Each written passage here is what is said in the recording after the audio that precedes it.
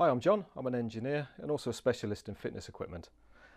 This is an indoor bike, indoor studio bike, and I'm just going to run you through some basic tips as to how to set the machine, to help look after the machine and also to help prevent you getting any nasty injuries. So what do I mean by that? Well, on this particular version of the studio bike, when I start pedaling, I'm turning this big flywheel here, and there's a lot of momentum and mass in the flywheel, which means when I stop pedaling, the pedals continue to rotate. There's no clutch. So if your feet are in the toe caps like this, and some people like to use these bikes where they perhaps come out of the saddle and really start giving it some a lot of work to get the most out of their exercise.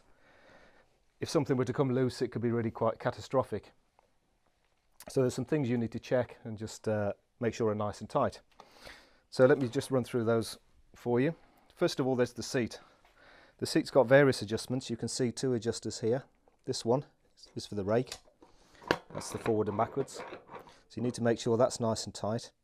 And on this particular design, let's say you were to do it up tight and that clashes against that, you can actually pull it down and just move it back, a bit like a ratchet, and then tighten it up a little more. So make use of that, make sure that's nice and secure. The seat itself is also on a seat post here. There's a stem that protrudes up from this mount here, and there's a couple of bolts which you sometimes might need to tighten up. And you'll find that there's a spanner that comes with the bike, or indeed you might have one in your own toolkit. Here's one, for example, and it's quite easy to do. You just make sure the seat is nice and level, or whatever you feel is appropriate for you, and with your spanner tighten the bolt up, and that will make that nice and tight and also prevent it from rotating that way.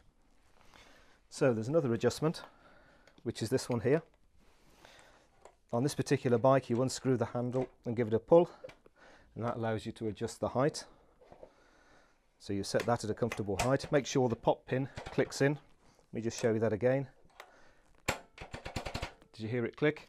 When it clicks in, there's a little peg which goes into a hole on the side here, and when that's in, you know it's engaged, and then you can just tighten that knob up, and that's all nice and tight.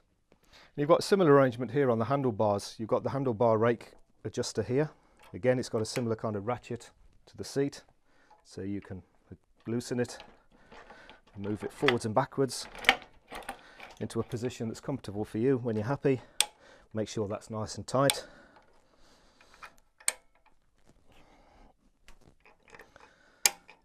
Again, use that ratchet just to make sure it's tight. There we are. And then finally, we've got this adjustment here. So you unscrew it, give it a pull. That allows you to adjust the height of the handlebars. When you hear that pop pin click into the hole, you know it's engaged, and then just tighten it up. And that's your handlebars nice and tight. And all of that means that when you come to use the bike now, you're going to be nice and safe. The bike's going to be okay, and you're not going to have any injuries. I hope that helps.